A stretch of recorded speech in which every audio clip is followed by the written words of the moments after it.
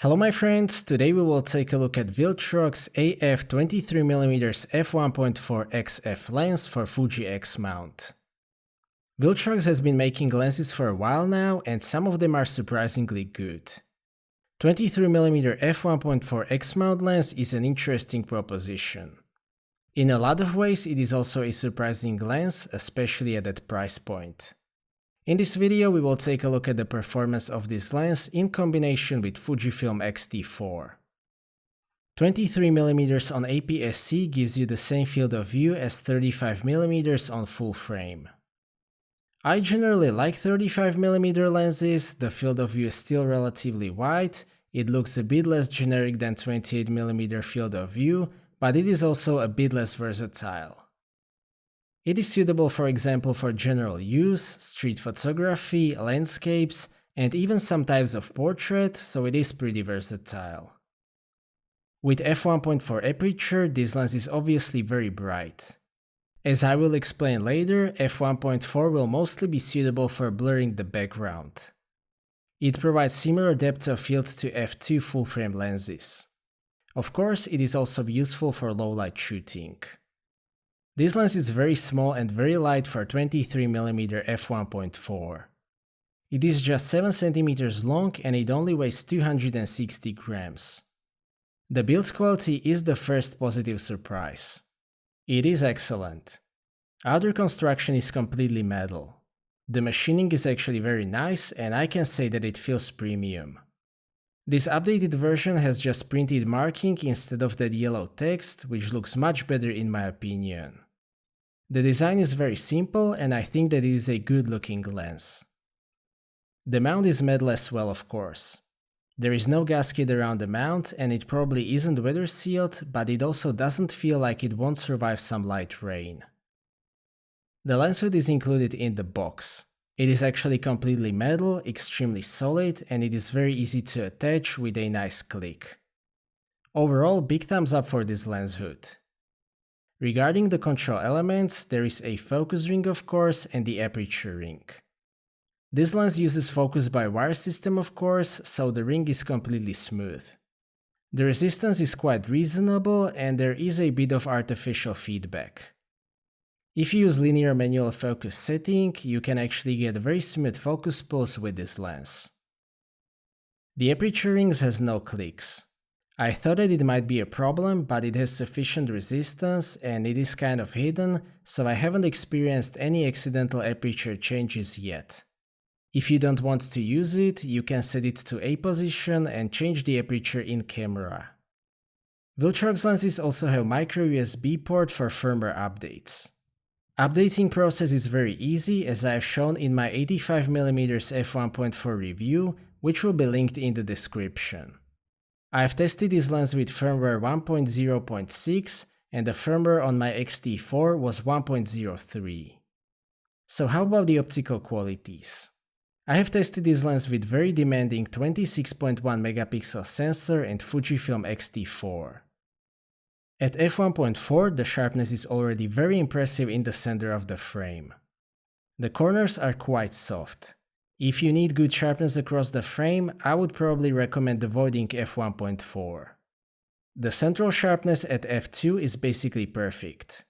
It is basically the same until f5.6. Interestingly, the diffraction is already visible at f8 where the contrast and sharpness decreases, but it is still perfectly usable. The corner sharpness improves at f2, but it is still not great. At f2.8 it is again significantly sharper and the corners look a lot better. At f4 the corner sharpness is actually very good. At f5.6 the corners look great with excellent sharpness, contrast, and almost no chromatic aberration. It is the same at f8. That basically means that f1.4 is mainly useful for having the subject in focus around the center of the frame and blurring the background.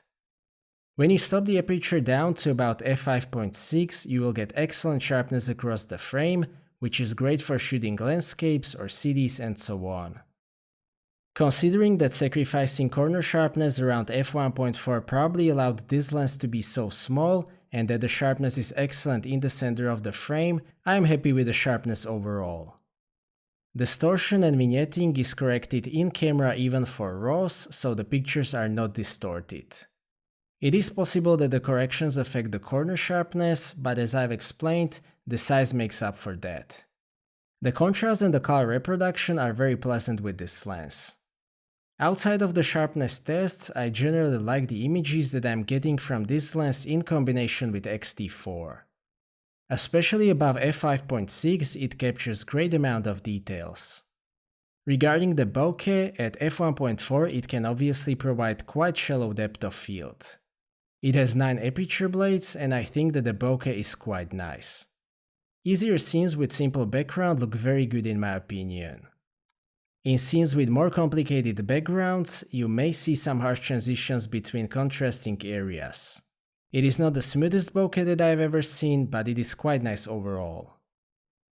Minimum focus distance is supposed to be 30 cm, but I wasn't able to get that close. This is the closest that I could get. Close-up image quality is quite decent, especially above f4, but it is not really a semi-macro lens. Regarding the autofocus, in stills I haven't had any issues at all. In combination with X-T4, it is very fast and very accurate. Eye tracking is also very decent. To be honest, I haven't tested it for sports, but in usual situations it works with no issues. Autofocus in video is a huge surprise though. With the X-T4, the autofocus in video still depends a lot on the lens, and this Viltrox is one of the best that I've tried. The speed and the accuracy is generally not a problem with X-T4, but with 23mm f1.4 the autofocus is also perfectly smooth. Overall, huge thumbs up for the autofocus in video. Viltrox did a great job on that. Also, a very positive thing for video is that the amount of focus breathing is minimal. Together with a decent focus ring, it makes this lens relatively suitable for manual focusing in video. There is no optical image stabilization in this lens, but fortunately X-T4 has in-body image stabilization. At 35mm it is actually very effective. It helps a lot with lowering the shutter speed and therefore avoiding f1.4 when shooting static subjects in low light. In video it is more than sufficient for static shots and for panning. I am generally very glad that there is finally a way to use this lens with stabilization. To sum up, I can say that I like this lens a lot, especially at that price point. It is small and light, very well built, the autofocus in combination with X-T4 is great, and it just takes very nice pictures. You will always get excellent sharpness in the center of the frame, and also in the corners if you stop it down. Quality of bokeh isn't outstanding, but it isn't bad either. Basically the only disadvantage is minimal focus distance. It would also be nice to have proper weather sealing. The price is great though, especially in comparison with Fuji counterpart, so all things considered, I can highly recommend this lens. So that's it for this video, thank you for watching, I hope that you liked this video and that you have found it to be useful. Stay tuned for more videos and maybe consider subscribing if you don't want to miss my future content. I appreciate your feedback in form of thumbs up or thumbs down. If you would like to ask anything or share your opinion, please do so in the comment section, and see you next time.